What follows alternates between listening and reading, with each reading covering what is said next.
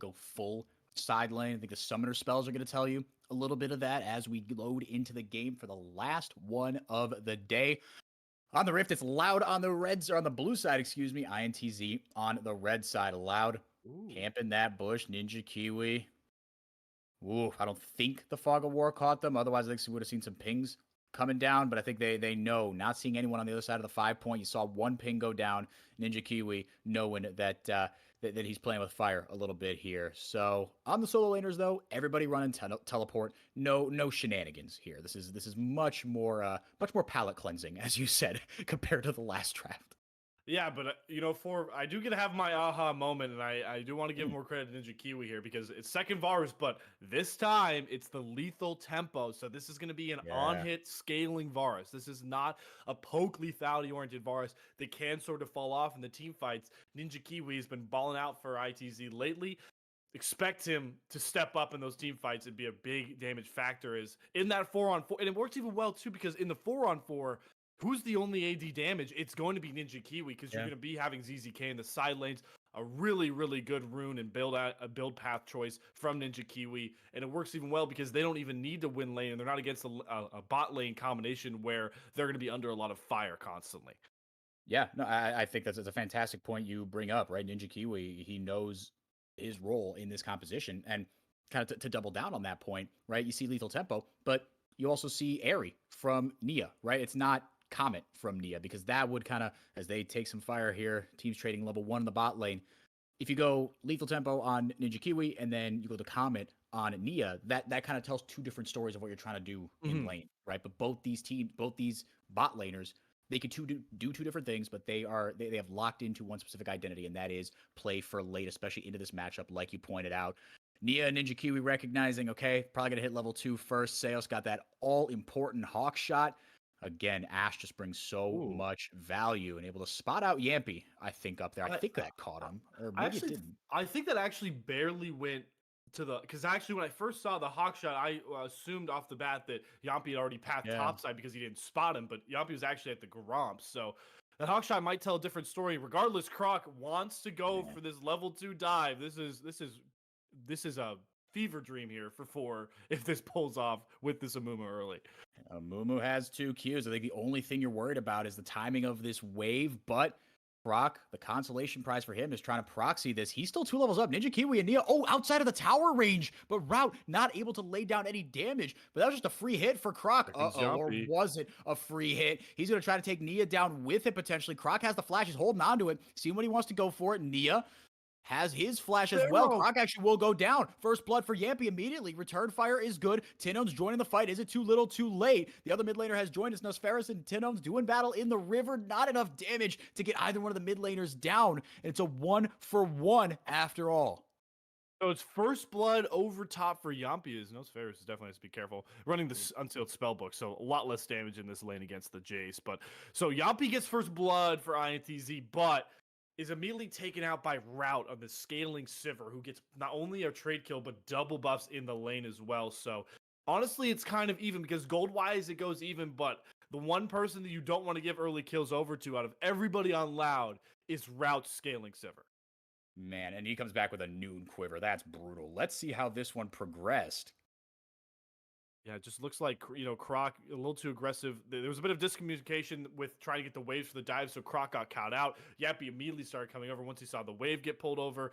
Great job to make sure he was there to get the flash over the wall from Croc, but the damage from Seos and Route, I mean, they are 280 carries at the end of the day, and they are able to just burst down and get the kill onto Yampy, so... in a matchup between 2 squads with the same record, no surprise here, the first real engagement goes pretty even. Ninja Kiwi opting into that Vampiric Scepter early. Yampy, with the gold that he had, comes back with 2 Ruby Crystals, just getting a ton of health on this Sejuani, as she loves. Seos, you talked about it earlier, Slayer. What can he do outside of lane on this Ashe? Supports in general, but certain ones a little more, I don't know, I guess predisposed to it than others. But yeah, Seos, just with that hawk shot, doesn't even have to really necessarily get out of lane to have an effect, whether it's the arrow or the hawk shot. Croc hovering down bot, seeing if he can get something done here. Yeah, but you see, again, with the unsealed spellbook for Nosferus as well, right, that these summoner spells, they tell you a little bit of a story as to what the composition is trying to do, especially with these champions that can go, again, different ways, whether it's the lethal tempo in the area in the bottom lane, the unsealed spellbook in the mid lane. That tells you what INTZ wants to do. I do like the unsealed spellbook a little bit more in this matchup because, going back to the 4-on-4 idea, you'd have both Nia and Nosferus there likely doing a decent amount of magic damage. So you don't need Nosferus to be like a ton of magic damage. It's not a solo AP Oriana in these fights. It'll be a bit mixed in with the Karma. So you rock unsealed spellbook so you can pull out different spells to be a little bit more impactful as a utility Oriana for those command shockwaves. Yeah. Yeah, no, because Nia with the Karma can hit hard in the late game, right? I mean, provides so much utility, and that's why you draft that champion. As that one definitely able to spot out Yampy, that hawk shot. And Croc, with full safety and security, knows that this first Drake will go over to Loud. It'll bump their gold lead up to about 500, 600 gold here. So the first one goes over to them, but still 1-1 in kills. No real crazy CS discrepancy or anything to speak of in the top lane. We haven't really talked much at all about these champions, but ZZK, the primary carry later into the game here for this INTZ squad. He's going to hit level 7. Some items start to come online here. It's been a pretty slow early game after that very explosive level 1 trade there that saw a kill go over to each side. It's so funny. The first time the camera observers ever pan top lane, it's to show that ZZK actually got to level 7 without backing. So that's how boring top lane has been. He literally he got to level 7. He farmed up so much. He was on just a Dornan shield on his own. His bot lane, actually continues. Yeah, Route in some trouble here. Not able to get away from Nia. Holds on to a summoner heal. And now Nia might be the one that pays the price. Good play from Root. As now down goes Nia. Trading back and forth. Ninja Kiwi with one more auto. How about it? The young kid looking for a double kill. And he finds it in this game. But could just have so much presence in lane, could be so dominant. You could see there, Nia does such a good job of setting Ninja Kiwi up. Sure, falls for a kill there, but so much attention that Ninja was just silently there, stacking up the lethal tempo, stacking up those autos, and gets the double kill. INTZ, with how utility-oriented they're wanting to run this Karma on Nia and Nosferus' Oriana, a lot of the pressure is going to come on to Ninja Kiwi to perform, to be the big damage, the big player in fights.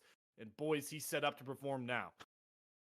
It's exactly what he needed. You were talking about earlier that the one guy you don't want to give early kills to on the side of Loud is Root on this Sivir, because the game's going to play itself come the late game.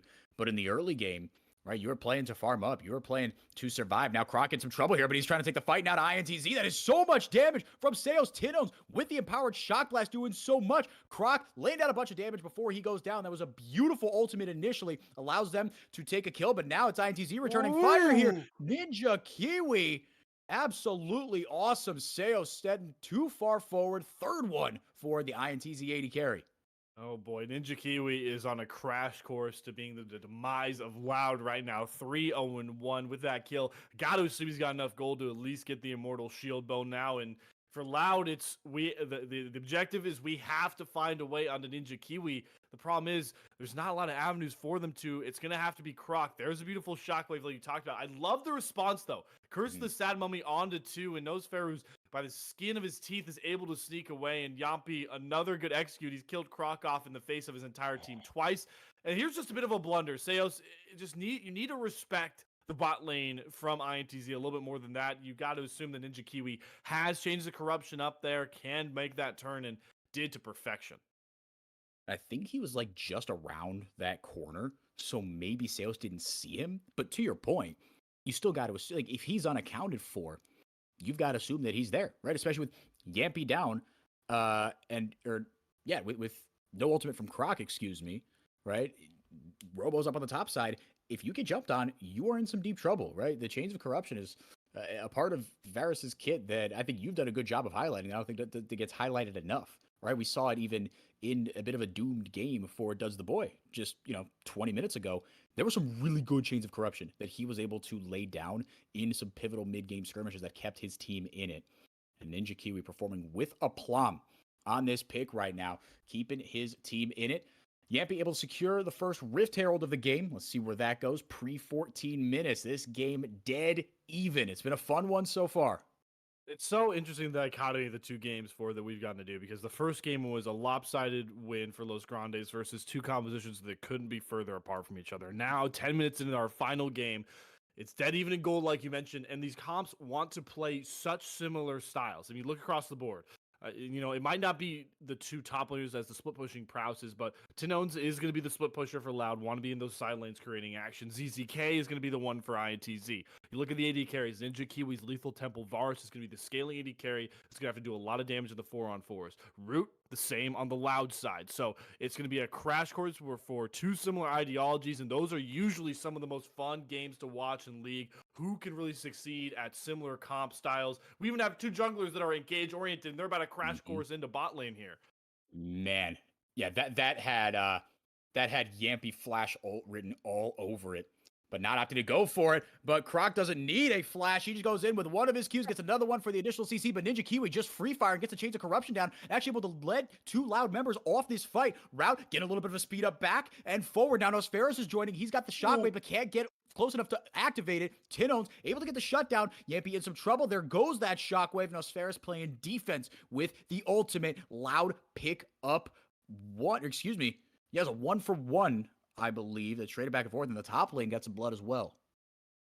2-for-1. Nia, both the bot laners dropped for INTZ there because Nia also dropped. But that's just macro supremacy right there for Loud. Tinones teleports down bottom side first, gets there before Nosferos can, and it proves pivotal. But going back to this initial play, Croc loved the setup from the brush, is able to get two on this Curse of the Sad Mummy. Good cleanse from Ninja Kiwi on the arrow, gets a Chains of Corruption down, so it's Nia traded, and oh boy, we have no time. Oh, baby, Croc. Oh, with the counter strike. ZZK able to escape for now, but Robo with a flash belly bop.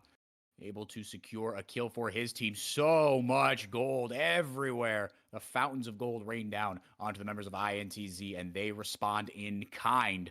Like you said, Slayer, you brought up the point about how these two teams want to execute it similarly, and both mid laners, right, did the exact same thing as the junglers did the exact same thing. Both the mid laners recalled, then TP'd back immediately, and Tinones was just there a little bit before as the Enchanted Crystal Arrow almost found the engage that Loud wanted on the back of Seos. Croc on the Amumu doesn't have the Curse of the Sad Mummy up, but he's got 4 assists. He goes forward there onto Yampy, able to stack it up. 2cc. Now where's the follow-up? Because Ninja Kiwi is just free firing from over the wall. Yampy might be the sacrificial lamb. He's trying to take someone down with him. Root on the board with a kill.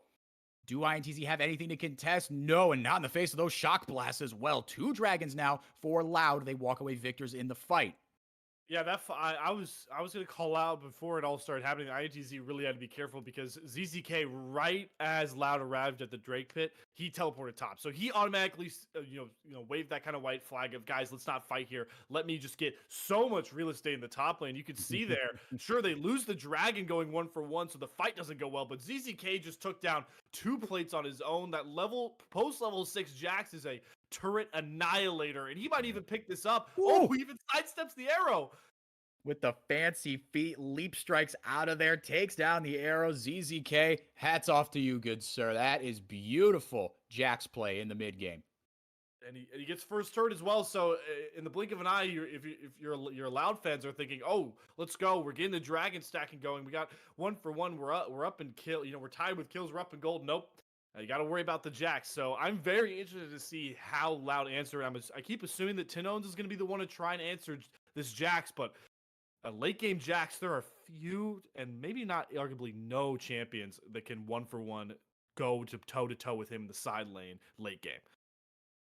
Yeah, and something else that I think might be worth highlighting is the fact that Yampy on this Sejuani, right, he loves having a melee champion near him in fights to be able to stack up the permafrost and get that stun down really easily. Now, look, you've got a Tether, you've got Chains of Corruption, you've got Shockwave. Sejuani is made of CC. Do you need that? No, but you have no other melee champions on INTZ. So if CZK is separated from a fight, that is a little bit of reliable CC that you don't have, but the rest of the composition for INTZ, they're not lacking in crowd control, I'll tell you that much.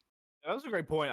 That went over my head, so that will be interesting to watch. And obviously ZZK, I'm not pretending that he's not ever gonna be in a fight. You're gonna assume that ZZK is gonna teleport into a fight at some point, so you could see that stat come across. Something I also, I feel like isn't getting enough love here is, Route is also both these AD carries are pretty darn fed. I mean, Root has a couple less kills, but he actually took down the turret bot side all as his own. That's a very good dash from Yampi to make sure he's over the wall when that arrow hits. He took a bunch of those plates. He's up in CS over Ninja Kiwi and took the turret down on his own. So I would assume I don't see the gold grasp, but I would assume Ninja Kiwi and Root are actually a lot closer in gold than the KDAs allude to.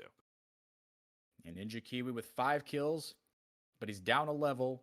Root, 3 kills, but up a level.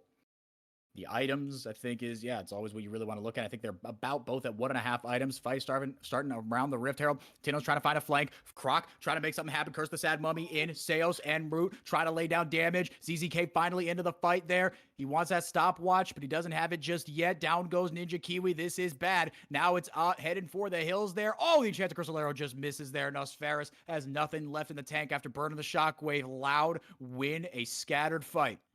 And that all comes down to, it was just some unfortunate mispositioning there from Ninja Kiwi. He was way too far up and to the left. The entirety of his team was sort of pushed into that choke point, right, going into the river from the red side, but he was off on the top side, and you could see that Tinones was able to teleport into the top side. You're going to get a really good look at it here as this fight breaks out.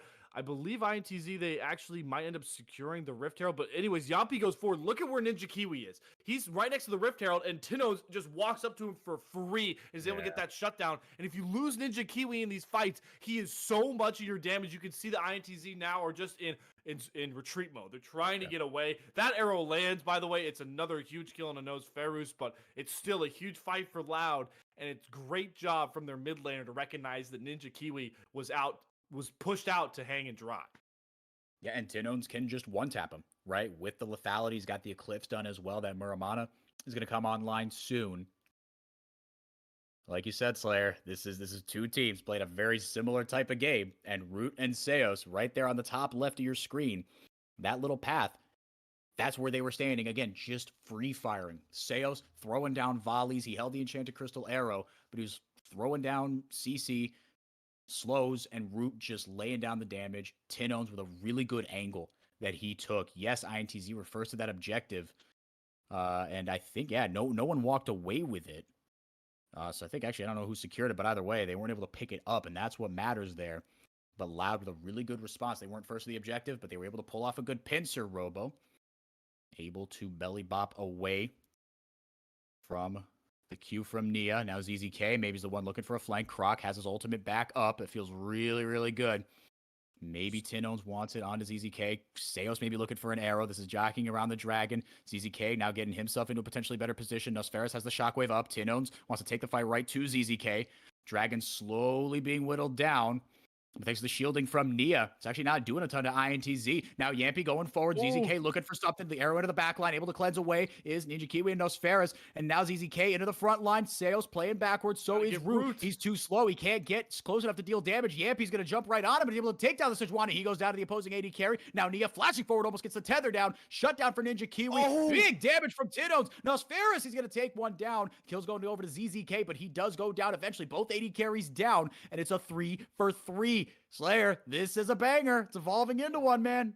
My God, it's just so fun to watch, and I gotta apologize to Tinones because I called Root the main carry point for Loud. That shockwave might have just sent him to the top of the list because that was a full INTC fight. They did a beautiful job. They forced Root away from the entire team with that glacial prison. Was forced to flash away there, and they were able to burn the front line from Loud and win the initial fight. It ends up being a 3-for-3 because Tinones lines up a beautiful shockwave that eviscerates Ninja Kiwi, knocks Nia down to, Nosferus to 1 HP and is picked up by Seos. If that shockwave doesn't land on those 2 squishy members, INTZ are much more in the driver's seat than they are. They would have the gold lead, but instead it's Loud who are able to keep the gold lead and are able to stave off a dragon take. And this Drake is still so important for because it's either shutting down the stack or Louder on Soul Point. They're just going right back to the pit. Yep, Dragon Soul at the end of the day is a best of 7 series, and 3-0 versus 2-1 is two wildly different ball games. It is that Infernal Soul for the second game in a row. INTZ walk away with it. Yampy, he has Glacial Prison almost back up here. Thought maybe he was looking for something. There goes the Enchanted Crystal Lair. It's going to land on Nosferos. Tinone's going forward there. Not able to find enough purchase. INTZ there to dissuade anything. ZZK looking for a cheeky angle. Not sure if he's going to find it. He might just find a control ward. But both these teams just battling for position right now. It's not even for any sort of Baron fight. INTZ, they got to be careful here. They want this tower, but at what cost? Loud waiting in the wings, looking to pounce. Loud are doing such a good job at what we saw Los Grandes do last game. When they have their area, when they have an area set that they want to occupy, their vision is so darn good. That last Drake fight, you could see ZZK was sort of jockeying around the back of the pit because he had no vision. He had no idea where Tinones was sitting, and it really stalled out that dragon take. So you can see now that the Drake is down in Baron Nashor, they're going to start doing a pretty good job of setting up vision. You can already see some of it. They actually have wards on the red buff up towards the red side there. They have a pink ward up in an advancing brush there. So they've cleared out Baron, and they can see basically the whole top side of the map for INTZ, and that could lead to disaster if it's not cleared out once Baron becomes the objective for both of these teams. Yeah, and you know exactly where it's going, right? It's not like there's another play to be had, right? The only thing you're kind of hoping for is that maybe Loud can't take it down in time. But look, your Sivir is on 2.5 items right now and has hit that critical threshold, right? I mean, that was the biggest, one of the biggest parts of these 13-1B buffs is that 80 carries now with a mythic item and anything with crit on it, basically. So like what Root is building here, Kraken Slayer, i.e., he has hit that crit threshold that previously was 60% to make your autos hit just that much harder, but now it is just at 40%. So he is just going to be able to absolutely melt through this Baron if Loud feel that they can get good vision down on it. It is just 2 waves to play around. So ZZK and Robo down on the bot side doing battle. And Loud, man, even if they can get past INTZ here and was proving to be a much tougher game than anyone would have thought it would have been at the start of the season, they've got Los Grandes waiting tomorrow. Woof. That feels really rough. Loud could very easily be 3-5 at the end of the week, and that would be bad.